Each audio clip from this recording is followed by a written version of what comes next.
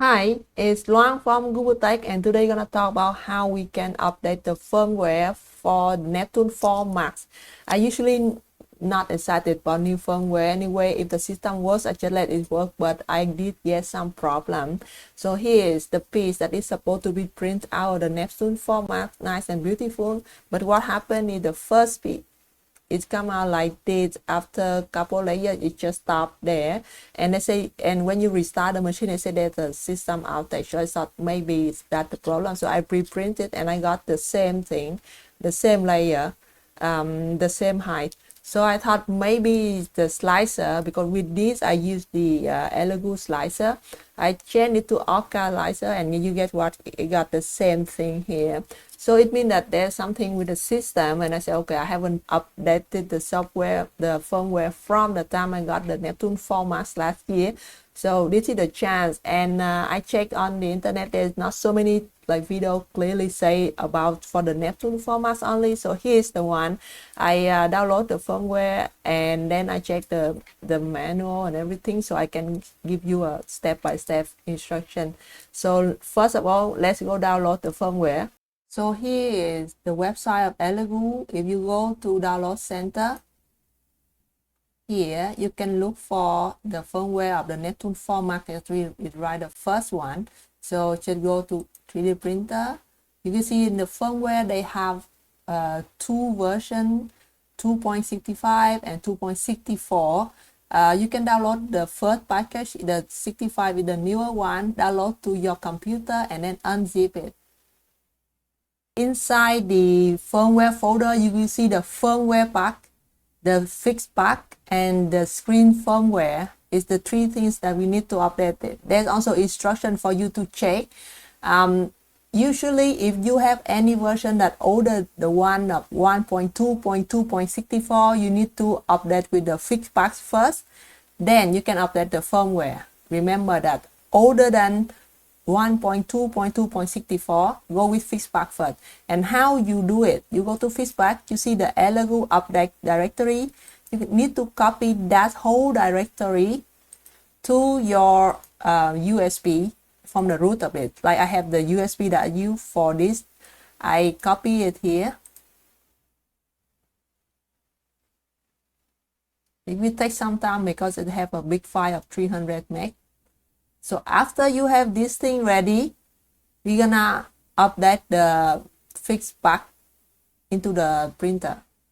After plugging the USB into your printer, you can go to setting, then go to about machine.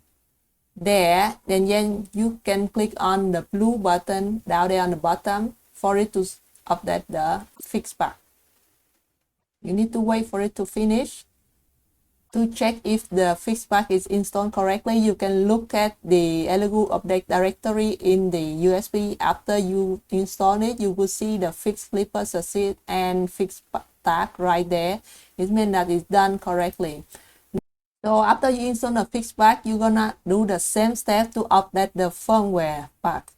The same thing, you have to remove the old folder in your USB first, and then copy the new folder in. This is for the firmware pack.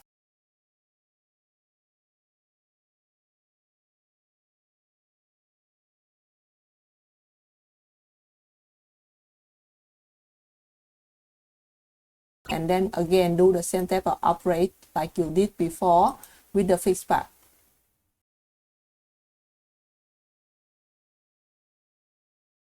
So that's it, done with the firmware. Now we need to do the next step, which is operating the firmware or the software for the UI. You can check on the file. There's the third firmware.